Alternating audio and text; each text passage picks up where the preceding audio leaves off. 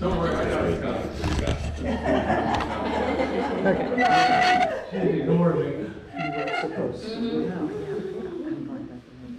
Are we on? Are we live? Yeah, you are. You too. Action. Hey Dad, guess what? I got a new bloodhound puppy. It's like 9 weeks old, and I'm gonna teach it to trail. And you and I work together a lot with HRD, but you've only hit a couple times for live fines, so there's some instructions I wanna give to you. The puppy's gonna be small, so we're just gonna keep it short and happy, and you're gonna run away, and I want you to hide behind that bush over there, not completely concealed.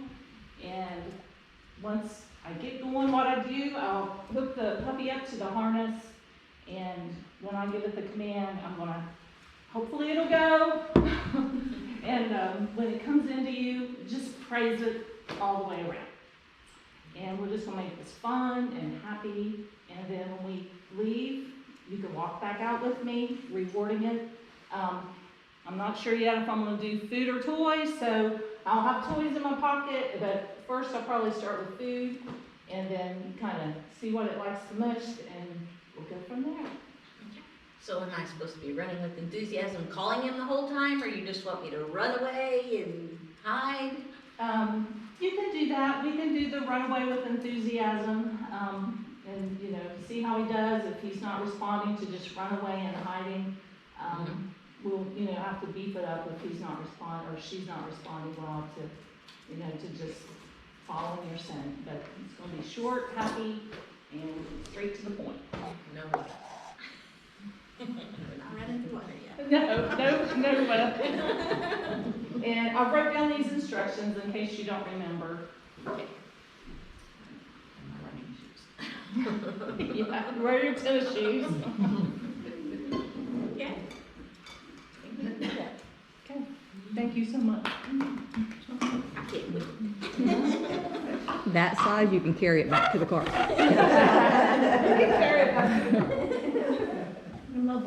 So was that helpful? Do you guys feel, Absolutely. Oh, do you feel the difference of what you have to do for this stuff? I mean, I wish I'd known this when I started out. I mean, I was pretty lucky because it was with Carter and they're pretty experienced trainers there.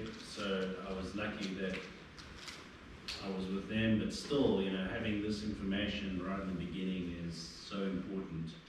And it's going to make the difference. You'll see a massive change. I believe you'll see a massive change in your dog's behavior if the person that's hiding for you is doing a good job. Okay. I see a couple of them included like victim loyalty exercise at the end, but there's a lot of them that didn't. I think that is one thing that needs to be included because that's one thing that really needs to be stressed upon with a lot of dogs. Yeah. Victim loyalty. At the end of your session, whenever, you know, you're telling the person how to reward, and some people left out what to do between there and the car. Yeah. You know, a lot of times the dog bringing out their prize. You know, a lot of times I'll give my leash to the person. Here's your prize. Take your, you know, your prize back to the car.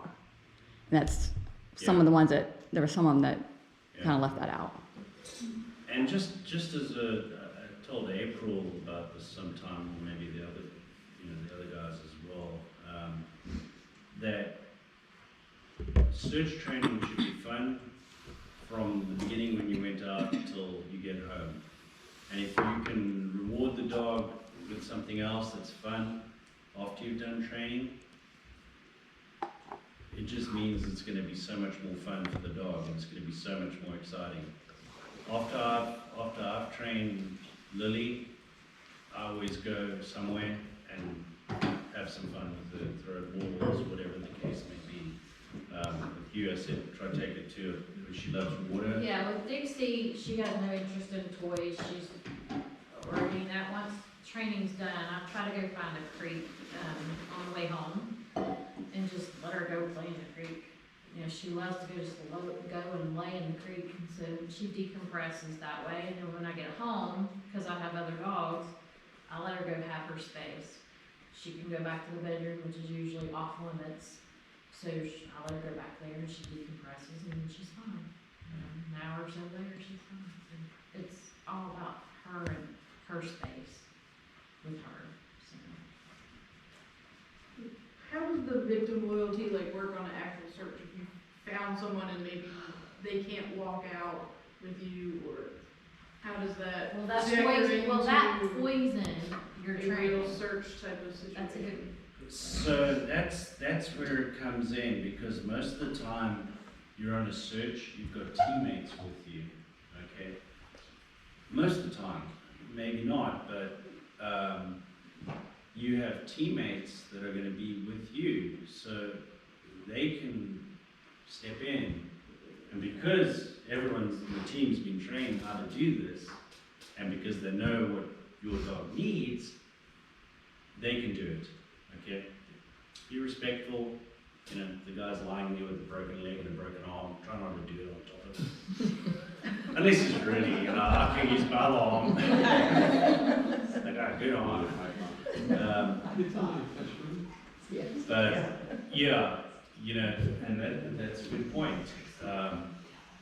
Will the dog never search again for you because it didn't get the reward at the end? No, they will.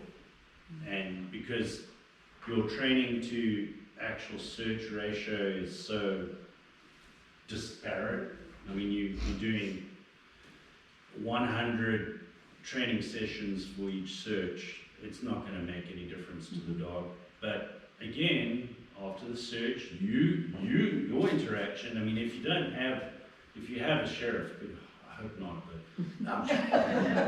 no, if you have idiots with you, you can step in and do it, you know, because the dog's still going to be excited, it's still going to be happy. The dog will know that it's done a good job because you are going to exude that, okay? You're naturally gonna be happy unless it's demise, in which case, then you bring out your HRD side of you. Good job, well done!